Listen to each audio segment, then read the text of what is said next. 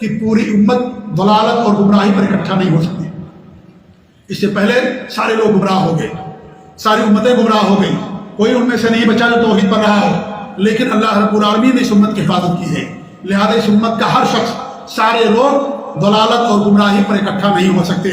اللہ کے رسول کی حدیث ہے، ان اللہ قد اجار امتی ان تجتمع علی ضلالہ، اللہ نے میری امت کو محفوظ کر دیا کہ وہ ضلالت پر اکٹھی ہو جائے۔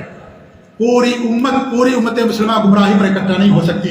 اللہ کے رسول صلی اللہ علیہ وسلم کی ایک دوسری حدیث ہے جس میں آپ فرماتے ہیں، لا تزال طائفۃ من امتی ظاہرین الحق، میری امت کے اندر ایک جماعت ہمیشہ حق پر قائم رہے گی، لا یضرهم من خذلهم، جو ان کی مدد کو چھوڑ دے گا ان کو نقصان نہیں پہنچائے گا، حتی یأتی امر اللہ وهم کذلک، یہاں تک کہ اللہ تعالیٰ کا حکم آ جائے، یعنی قیامت قائم ہو جائے اور وہ لوگ حق پر قائم رہیں۔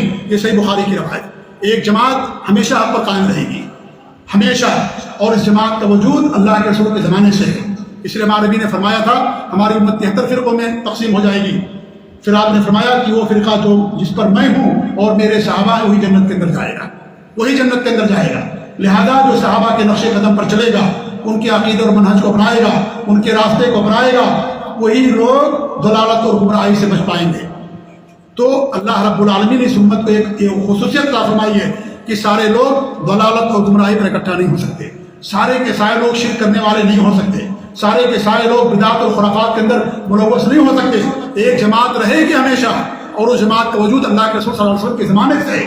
وہ کوئی نئی جماعت نہیں ہے کہ بعد میں وہ جماعت پیدا ہوگی، نہیں، وہ جماعت اللہ کے رسول کے زمانے سے ہے۔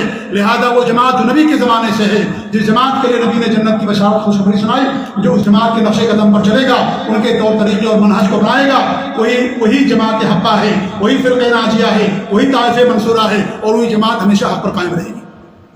ان کے نہ عقیدے میں شرک ہوتا ہے، نہ ان کے اعمال اور عبادات میں شرک ہوتا ہے۔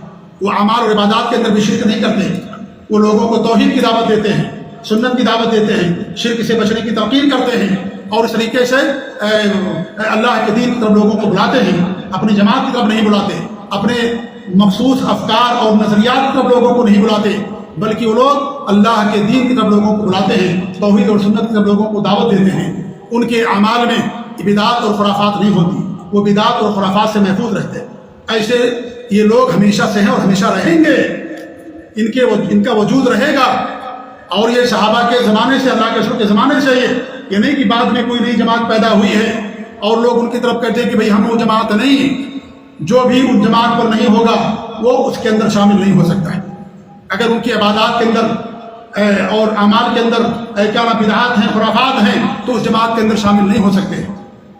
جہاں ان کے عقیدے کے اندر کوئی شرک نہیں ہوتا، جہاں ان کے منہج کے اندر کوئی خلل نہیں ہوتا، وہیں ان کے اعمال اور عبادات کے اندر بھی کوئی بدعات نہیں ہوتی۔ وہ لوگ ہمیشہ سے اور ہمیشہ قیامت تک وہ لوگ رہیں گے۔